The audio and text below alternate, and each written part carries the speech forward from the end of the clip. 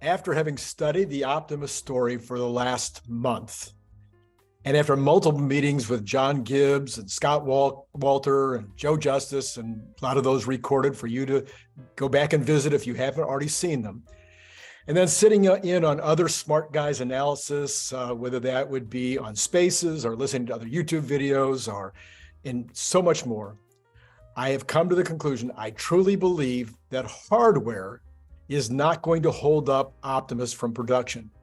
I truly believe that balance is something that can be learned through training, and that the hands are adequate for lots and lots of tasks, and that those two, the balance and the hands, according to these experts, are the only limiting factor before you put Tesla to work in useful applications.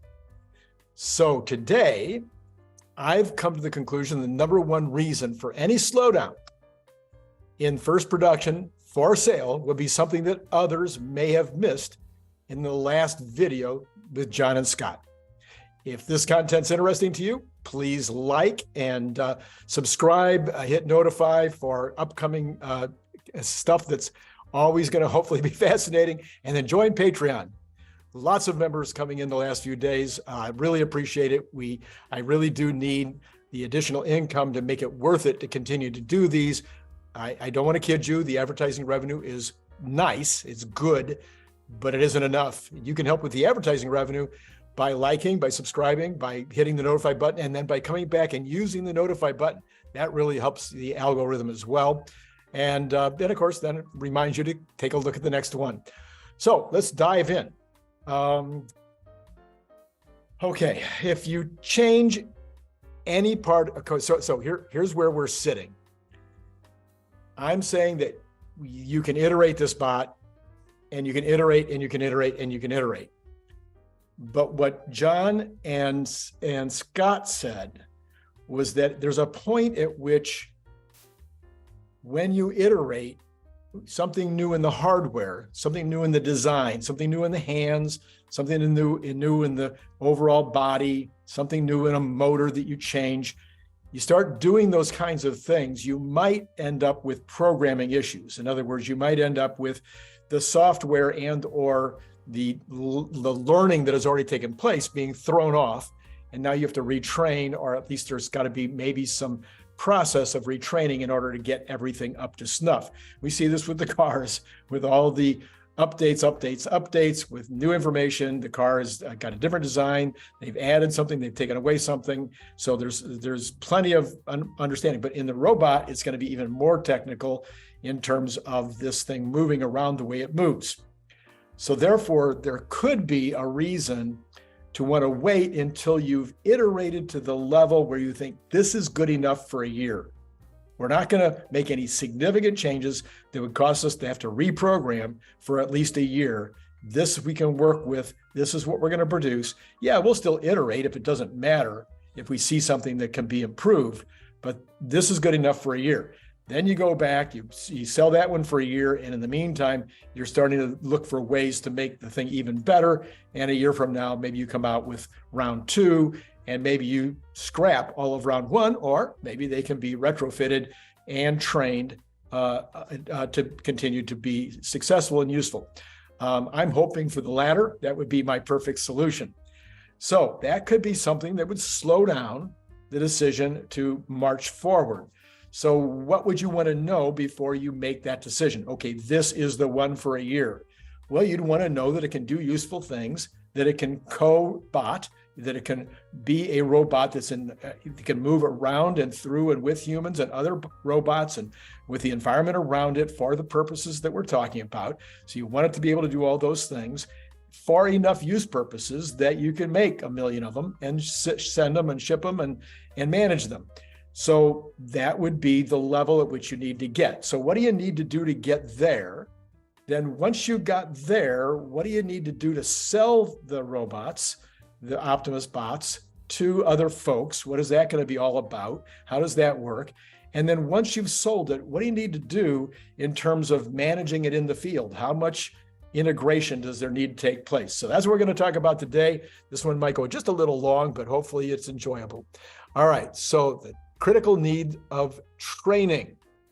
All right, so the first question here is, how long, and this is a question you guys are all asking me in the comments anyway, how long will it take to train Optimus to pick up a tool, grip the tool appropriate to the task, and then use the tool in a way that effectively does the job repeatedly, even if there are variations in the job? My answer is, I have no idea, but I'm going to do some speculating. Are you shocked? If you follow this channel, you know I do a lot of speculating. All right. So number one, you can begin by uploading data about the job. Some of the other robot companies are already doing this. They're uploading stuff from the internet. They're uploading pictures of environments. They're training the robot even before it starts to do anything useful by giving it information about normal environments. So in this case, maybe you want to do factory environments, distribution center environments, other kind of business environments, maybe farm environments, things of this nature where you think you're going to use it in its initial use cases. These can be virtual. Some of this can be done by humans in, wearing goggles. There's all kinds of way that we can get this kind of data going in. Now, let's say you've got, I'm thinking in terms of maybe 10,000 use cases. So out of these 10,000 use cases, or was it 100,000? 10,000 tasks, that's what it is. So 10,000 tasks. So some of these 10,000 tasks, you could literally have humans do the tasks, take video of the human doing the task from outside the human, and also from cameras that the human is wearing while it's doing the task, as well as you could hook them up electrically to show, to be able to show the motions that are being used in electronic form. And then you could do simulations. So 10,000 tasks, let's say you've got 1,000 employees to do all of this work. So 10,000, that's 10 per employee. If they do one a day or one a week, it wouldn't take any time at all. You could have 10,000 tasks that would be in the system. It would be in the robot, in the software, in the neural training, to where the robot would now be able to respond to it in some way. Okay, so that is the first level of training, is giving it some information to start with. Once that training is accomplished, then Optimus can go into the real world training center. So we've got these 10,000 things we wanted to do. And so we would have, setups. We have setups for these 10,000 things. Well, if you have a large building near Fremont, what was 150,000 square feet, I think, in 150,000 square feet, you could put up a lot of training modules. You could put up a whole bunch of those. And let's say you put up 1,000 at a time. You're going to learn 1,000 things, and then you take those down, you put up 1,000 new ones. So you have these training modules where the robot, where Optimus is going to go. He's got the tools there. He's got the things that need to be done with the tools. It's just a module where a human could do it. And now you want Optimus to come in and do it. So everything's laid out, everything's ready to go. And then the human trainer goes along with Optimus and then shows Optimus how to do it, verbally tells Optimus how to do it, all the kinds of things that we've already been talking about. So verbally, as well as physically, and then Optimus tries it, messes up, slightly to the right, slightly to the left, a little higher, not quite as hard, a little harder, all those kind of instructions to where the robot is now being trained. Well, now over an hour or days or weeks, the bot will learn this task sufficiently to be left alone on the job. And some tasks will take longer, others won't take as long. But to speed this thing up, multiple optimi could be training on the same task and sharing data. And new simulations could be built and then uploaded, just like with full self-driving. So how long would it take to train this robot, this Optimus, to do the task? Well, let's say that the average task takes 100 hours, the average one. Some might take 10, some might take 1,000, but let's say the average is 100 hours of Optimus and human labor to achieve. 100 hours. Do you think that's enough? That's 2.5 weeks full time. I think that would be enough. So 100 hours. Okay. And I think the number's way lower than that, but I'm just going to say 100 hours. Now, if you want the bot to learn 10,000 tasks before it's ready to sell, then you would need 1 million Optimus hours. And so if you had 1,000 bots with 1,000 trainers, then it would take 1,000 hours or 25 human weeks. You want it to go faster? Use more bots and more humans. Or have the bots work 3 shifts, and now you only need 330 bots, but you still need 1,000 humans. But maybe you don't actually need 1,000 humans because you maybe don't need a human for every bot. Maybe 1 human can handle 5 bots. So now all of a sudden you're down to 200 humans instead of 1,000 humans. So if that's true, then it's going to happen. Maybe it's 10 bots per each human, especially if it's taking 100 hours to do it. This human can be walking around from bot to bot and doing the training, doesn't have to sit there with a bot all day long for 100 hours, I don't think, in order to get the training done. So theoretically, using my system here, I'm having a little bit, here we go. So theoretically, if it takes 100 hours for each task, we have a 5-to-1 ratio, 200 humans, 330 bots could do 10,000 tasks in 8 weeks. So if we're talking about a January 1st launch of next year, we have time to get 40,000 tasks from now. If they start now, which they may have already done. I mean, I'm designing this concept. I'm just Randy. They've got all these engineers and all these extremely brilliant people. You don't think they've already got this whole thing laid out? If they don't, I'm giving it to you for free. So go ahead, you can have it. If this makes sense, please let me know in the comments. You know I read your comments. You know I love your comments. You know I respond to almost all your comments. What have I got wrong here? Did I do the multiplication wrong? Did I figure out something incorrectly? Would it take more than 100 hours? 40,000 applications, 40,000 use cases by January 1 with just 200 people and 1,000 bots, maybe even with fewer bots if it's 3 shifts a day. All right. So now the bot is already going to know how to pick up bolts and miscellaneous objects. It's going to know how to find holes, insert bolts, add nuts. It's going to have all kinds of capabilities. Now you're going to send it out. So you're going to sell this. You're going to sell this to every kind of factory. I'm telling you, I've already said this on so many other videos, but if you're new to this channel, I had a factory. I had 100 employees. About 70 of those were factory. 3 shifts, actually 3 shifts, and during season, we were 4 shifts. We worked 24/7. When you're working with 55, 60 employees, 70 employees in the factory, I could have easily used 10 of these bots if they can do the use cases we're talking about. Wouldn't have had to think twice. $20,000 a month, $30,000 a month, happy to pay it. Okay. So selling them, I don't think is going to be an issue, but I believe that in the beginning, Tesla will take applications from people along with a deposit. Maybe it's a $20,000 deposit and an application. And the application will say, this is what we're going to use it for. And Tesla will start out placing the robot where either it's already a good use case or whether they think it'll be a good learning experience.